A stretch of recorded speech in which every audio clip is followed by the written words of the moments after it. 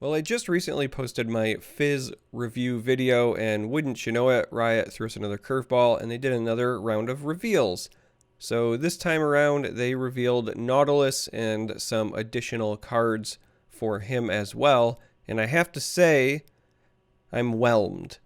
But that's kind of getting ahead of myself, so we're going to take a look at Nautilus, a new keyword that they also debuted, and cards that came along with him, but you're going to get the low budget version where I'm just looking at Twitter this time around because I want to get this out tonight, and that means doing it this way. So we're going to start with Nautilus.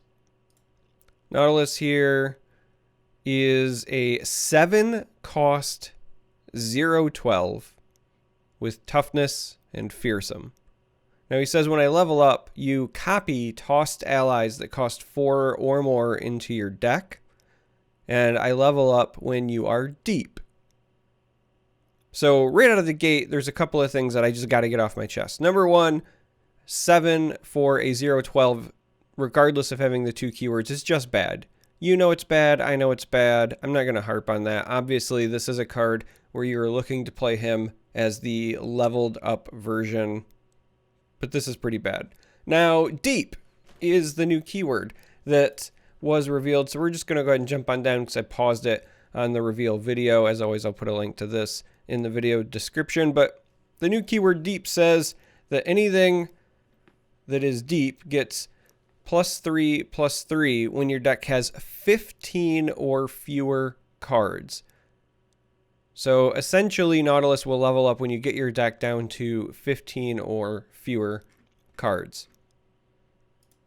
So this is going to be very similar to the Spooky Tree, where you're using likely toss to get your deck size to be smaller and then get some sort of big power spike, some sort of big benefit for having done so. Now in Nautilus's case, you don't have to worry about winning super fast in all likelihood, because when he does level up, you're going to copy all of the large allies that you tossed away back into your deck. Now, when he does level up, he becomes far more impressive. So gone is the really bad stat line for a 7 cost unit, and instead you now get a 13/13 for 7. Still has toughness, still has fearsome, and now sea monster allies cost 4 less. As you would imagine, some of the other revealed cards are sea monsters, and there's likely even more that were not yet revealed that you'll be able to build Nautilus around. So there's two things I want to highlight. Number one, I don't like the design of Nautilus from a flavor standpoint. Fizz, who I just did a video on, might be my favorite champion as far as design and making the card feel like the actual League of Legends champion to date. I love Fizz. Fizz is very Fizz. I look at Fizz and the associated cards with him and I say, yep, this feels like Fizz. This doesn't feel like Nautilus to me. Nautilus is this giant hulking behemoth, but most importantly, what he does is never dies and keeps hooking you and keeps stunning you and annoying you. And this, like, let's be honest, what do you know Nautilus for? The anchor, the hook. Everybody knows him for the hook. So how do you make a Nautilus champion that doesn't have Challenger? Not on level 1 or on level 2. How do you make a Nautilus champion that does not have Challenger? You gave Braum Challenger, the dude with the big shield. Braum doesn't have Barrier, which is a shield mechanic, and doesn't have toughness, but he has Challenger. Fiora has Challenger. Vi has Challenger. Lee Sin, when you play spells, gains Challenger. Thresh obviously has Challenger. Thresh, known for throwing the hook, should have Challenger. Nautilus not having Challenger is going to frustrate me until a second Nautilus is printed, because this is a travesty. This is a crime against flavor. Like, the card, as far as like its own design, is fine. And I'll talk a bit more about that in a moment. But like, come on. This is a big miss. This is a bronze level miss. This is me playing Nautilus and missing my hook kind of miss. This is the first time I've been upset in your design choices in a long time for Legends of Runeterra. Just let this be known, okay? I have a problem with this. Now, overall, the entire concept of deep and then getting discounts from Nautilus and then also having a bunch of units that activate a big bonus when your deck size reaches a certain size as well. Should be pretty familiar if you're coming from the Elder Scrolls Legends, because this is essentially a Journey to Sovngarde deck. It's going to play very similar to either a Journey to Sovngarde deck, or it's going to have very similar play styles to something like the old Doomcrag Warrior. Now, it's obviously not going to be the same because lethal doesn't exist in this deck, and there's probably not going to be the same level of absurd draw engine.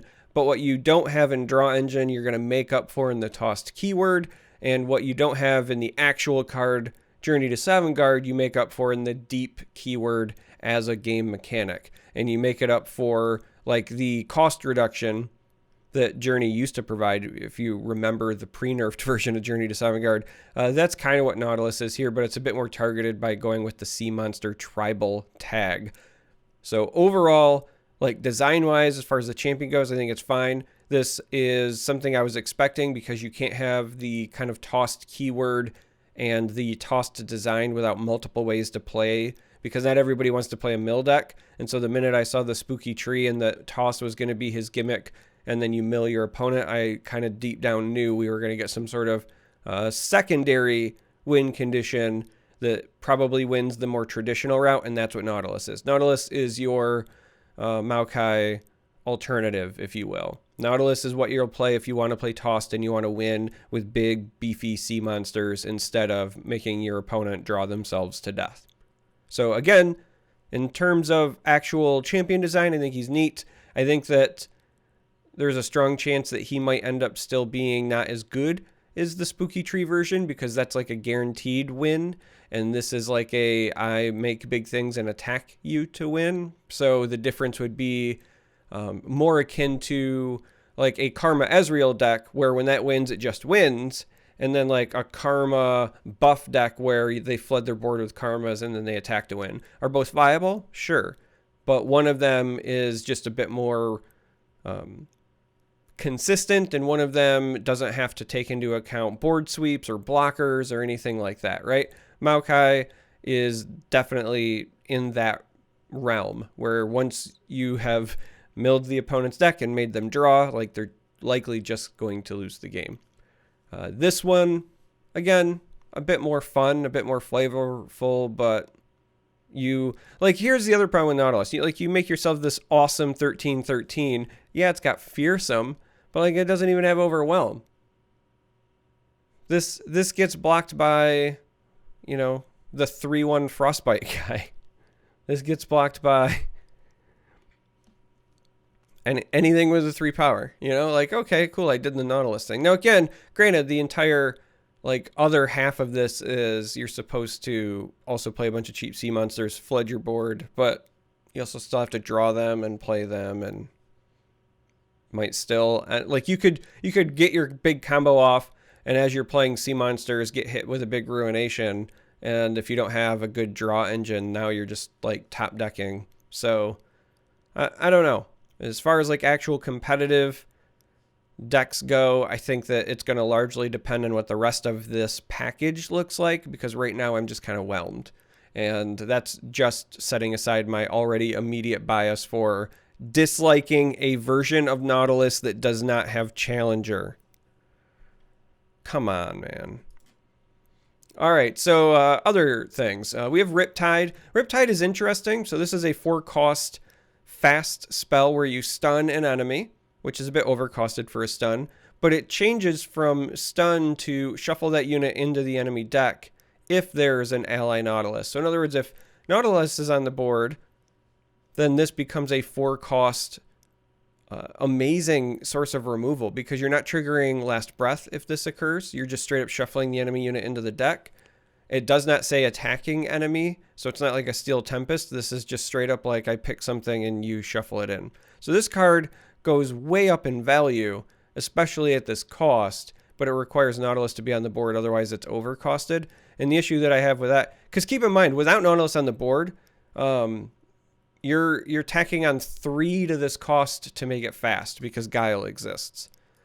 Now, that being said, Nautilus costs 7, so it's going to be a bit before you can have Riptide available with Nautilus on the board. And then even still, if it's the version of Nautilus that is not leveled up, that's a pretty garbage Nautilus. So this is a power spike card, just like Nautilus is.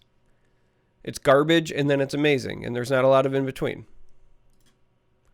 And then the last one in the initial stuff is Jettison. So this is just a 1-cost burst spell where you toss 4. So this is going to be very, very important for Nautilus decks to try to get that deep going. It's a possible build path for Maokai, but I still strongly believe that the competitive versions of Maokai are going to end up being the Shadow Isles toss package with Piltover and Zond, because the 3/2 that makes all players draw 1 card is so insanely powerful for a mill deck that I just can't envision wanting to play without it. I mean, you can, but like that card's pretty relevant.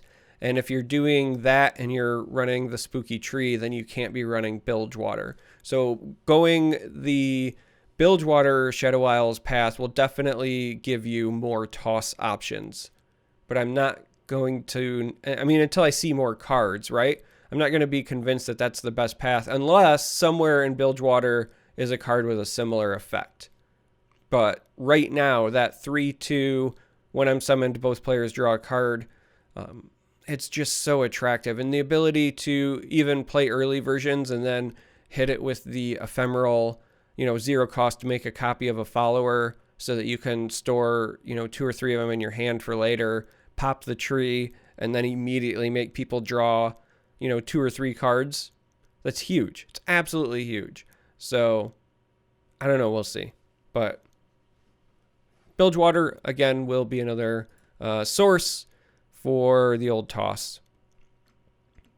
All right, so next up, we've got more toss options, right? So this is a 1-cost 2/1, no additional keywords, but when I'm summoned, toss 3. This is probably something you would likely want to include in a Nautilus deck just because your win condition are going to be these big sea monsters that cost 4 or more. So here's the sea monster tag, and we'll take a look at this one in a minute. But because of his tribal thing, you want to have some sort of critical mass of these to make it worth your time. But if you've got all these expensive units, you're going to need some early game to get you there. And this is a candidate.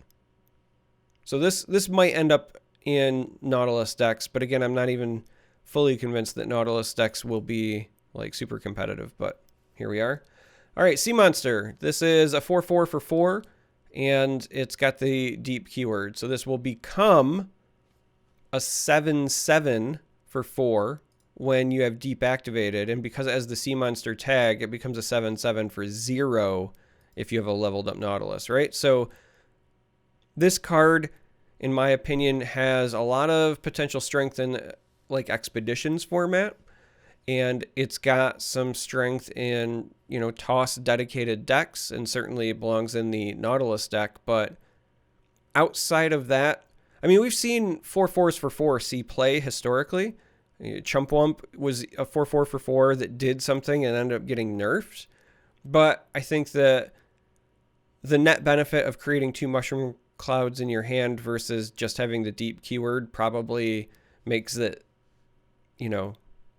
a bit, makes it a bit easier to look at Chumpwump and go, yeah, okay, I can understand why that got nerfed. In this scenario, I think this is probably fine. Then we have Shipwreck Hoarder. This is a 7-cost 7/5 sea monster that has deep. So again, when deep is active, this will jump up to a 10/8. And this also says, when I'm summoned, toss 2 and then shuffle 2 treasures into your deck. So this one is interesting because it helps your toss count, but then it shuffles 2 cards right back in. And that means it's like a net 0 on trying to get your deck to be smaller. Now, you might be wondering what 2 treasures are, and we'll see some of those in a moment. But the last card that I want to talk about is Salvage. Salvage is the kind of card that I think is going to be a staple in toss archetypes, specifically the Bilgewater toss archetypes. Like if you're running a Nautilus deck, you want to run this card. This card is great. Draw 2 for 4 at burst speed is incredibly solid when you don't have to do anything else. And then when you also get to advance whatever your toss game plan is along the way, this card is very good. I like this. Because you need a draw engine for those pesky sea monsters. There's no point in running Nautilus and all those sea monsters if once you get to that point, you don't get to draw the big beefy threats, and this card will help you get it done. So in terms of the toss thing, I like this. But the last thing that we need to cover is the treasures, right? So we saw the one card said, hey, shuffle treasures into your deck. Well, you'll notice these treasures, they've got a tag down here below for their spells, but they also don't have a gem. So I suspect that all of these are simply... well, not this one, but all of the treasures are created by that card. And then the last one that was the unit is actually created by one of the treasures. So there's 3 treasures that the Shipwreck Hoarder will create and shuffle into your deck. The first is Treasure Trove. This is a 5-cost slow spell. And it says if I'm tossed, draw me instead. And then you create 5 random cards in hand. They cost 0 and are fleeting. Depending on the 5 random cards created, this card could be absolutely bonkers. This card, if there's any reason to play a Nautilus deck, I don't actually think it's Nautilus. It might be this, because this is amazing even before you've hit the deep part. The fact that it's a spell, so you can spend spell mana on it, is kind of nuts. Now, you have to have room in your hand to create the full 5 random cards, but... create 5 random cards, they're 0 and are fleeting. There's like no doubt in my mind that at some point this will likely get adjusted, even if this deck is not competitive, because this is the sort of thing that just outright wins expeditions. Like, not even thinking about constructed for a minute. Running Shipwreck Hoarder in expeditions just for the chance of getting this to go off feels insane. Now, there's no chance that, or no guarantee you get this, because there's a chance that this is shuffled into your deck, and then you have to draw it and resolve it. But the high roll on this feels so absurdly high that I don't know how I feel about this, other than like my gut instinct is that I don't like it, because it's a full random, create 5 random cards. Now, again, it's kind of like pseudo random, but at this point it doesn't even matter. They all cost 0. So the fact that you could invest 5 and it's spell mana, so it's like even less mana. I know it's the same amount of mana, but like when you talk about resources and their worth, their value, spell mana is worth a little bit less than just straight up mana. So the fact that this is 5 and it's spell mana, and you can high roll and potentially be playing, if you rolled 5 cards that cost, I'll just say 5 or more, right? You spent 5 mana for 25 mana of value. Huh? Like, again, this is probably going to be a really, really niche case scenario card. It will very rarely come up. But this is the new Elnuks, right? Like, the number of times that somebody played Troop of Elnuks on 5 and then rolled 5 Elnuks, incredibly rare. But I'll tell you what, it didn't make me any less pissed off when it happened. This is the spell equivalent of the 5-hit Troop of Elnuks. So, I already hate it. This one's right up there with having Nautilus not have Challenger. Come on, Righto. All right, Keel Breaker. So this is another potential treasure. 5 cost, slow spell. If I'm tossed, draw me instead. So everything just like the Treasure Trove. However, this one says deal 5 to all units. Now this is the kind of treasure that I would expect. Like, this feels fairish. It's obviously a bit high on the power level scale, but you have to go through some stuff to get this to go off. Both players can properly play around it because it's a known value. So like, in what realm is this acceptable and comparable to this? Like, in what realm is this? Is Keel Breaker anywhere close to Treasure Trove? Like, the only, like, you have to hard low roll. Like, Treasure Trove, you know, if it gives me if it gives me 5/1 cost spells, it still might end up being better than Keel Breaker. Like, that's how absurd it is. Oh man, I hate Treasure Trove so much. All right, so the last one that's the treasures that can be shuffled in is Plateworm Egg. This is a 5-cost slow spell. If I'm tossed, draw me instead, so you're seeing a theme. But this one instead says summon 3 vicious Plateworms. Now, Plateworm is a 5/5 sea monster for 5. Now, this is a token unit, right? You can see no gem, so it's only created by the Plateworm Egg. And it has 2 keywords. We've got Fearsome and Deep. So, you know, spending 5 to get 3 5/5s is a pretty big deal.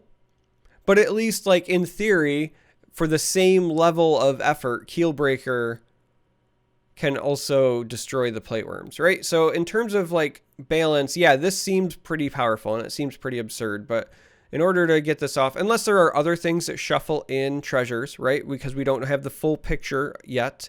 But let's just say of what we know, right? The knowns. So you have to play a 7-cost unit, shuffles it into your deck. You have to draw it, play it, have it resolve, and then you get 3 5/5s. Okay, fine. And then again, there exists something of similar or equal effort that counters it. Also fine. Now, again, it's a lot of effort. You play the 7-cost, it shuffles it in, you draw it. But even still, that makes Treasure Trove absolutely insane. Like, this one is the high roll. I would be fine with this entire mechanic if I felt like all 3 were reasonably in the same wheelhouse. And I don't know what the number of cards is for how this ends up being balanced. I don't know what their algorithm. Maybe there's something, even though it says random, maybe it's not true random, and maybe they have something to keep it more in line so that your average expected value is around 15 mana's worth of cards. But I was just taking like the median value, right? 1 through 10. So I was just like, all right, let's just pick 5. If your median value is 5, this is your high roll. So I don't know. But Treasure Trove seems pretty busted. And I already hate it. For the 1 in 2,000 games that I'll ever run into it, I already hate it.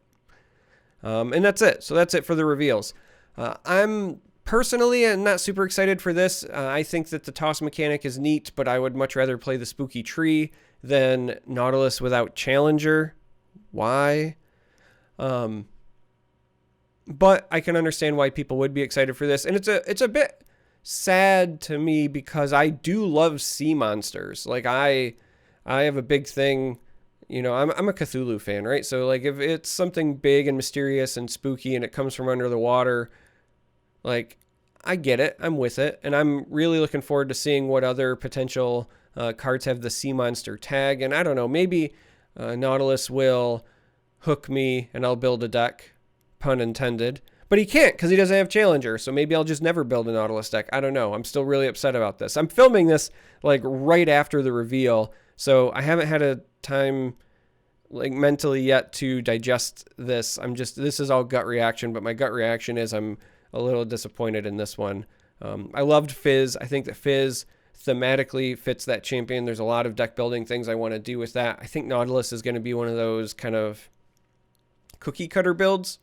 I think that Nautilus, and this is something that needs to exist in card games, right? There needs to be deck ideas and decks that are not readily apparent and that allow really, you know, really experimental players to find unique ways to combine things. But for every cool and deep card or mechanic or idea that exists in a card game, there needs to be something where new players who don't play card games often, or maybe this is their first card game ever and they just pick it up, say, hey, what's an easy theme? And I see it straight on because it's just beating me in the face that I can build around, right? Elise is a great example. Like, you see Elise, you see here caring about spiders, and then you see all these other cards that have spiders or make spiders or deal with spiders, and you're like, hey, I want to build a spider deck. It's a great way for a new player to jump into a game.